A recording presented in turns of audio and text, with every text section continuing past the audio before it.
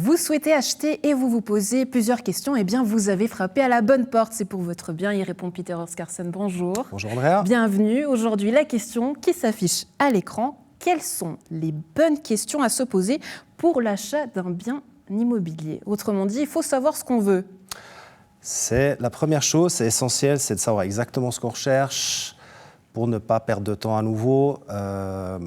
Connaître son financement, première chose, jusqu'à combien, quel est mon budget, où est-ce que j'ai envie d'être, quel type de bien j'ai besoin, parce qu'il y a le besoin, il y a l'envie, il y a les moyens.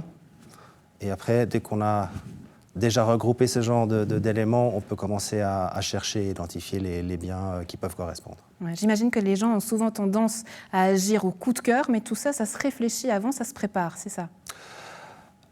C'est un moment extrêmement important. On mêle le cœur et on mêle la tête. Donc effectivement, il y a le coup de cœur, mais c'est un coup de cœur qui a aussi un coût et il faut réfléchir et pas faire d'erreur au moment de choisir.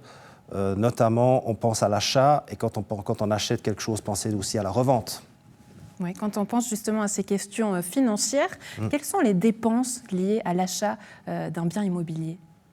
Alors, l'achat d'un bien immobilier, il y a évidemment les frais d'achat, qu'on parle souvent des frais de notaire, mais les notaires ne prennent pas autant. Nous avons des droits de mutation à 3,3%, des frais de registre d'1%, et le notaire, évidemment, il aura des honoraires. Donc ça, c'est 5% qu'il faut prévoir en dessus du prix d'achat.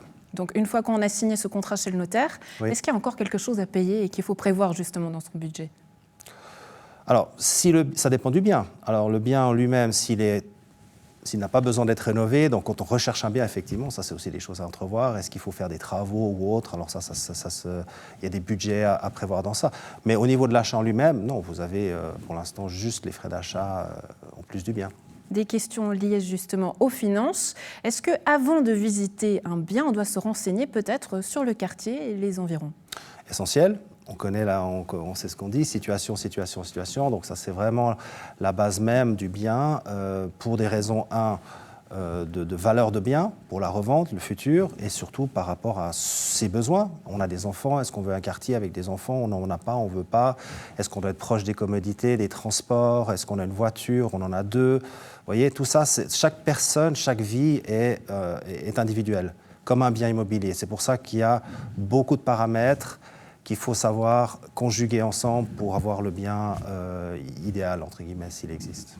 Avoir le bien idéal accompagné par des professionnels. Peter Oscarson, merci beaucoup d'avoir répondu à nos questions. À très bientôt à la maison pour un prochain épisode de C'est pour votre bien.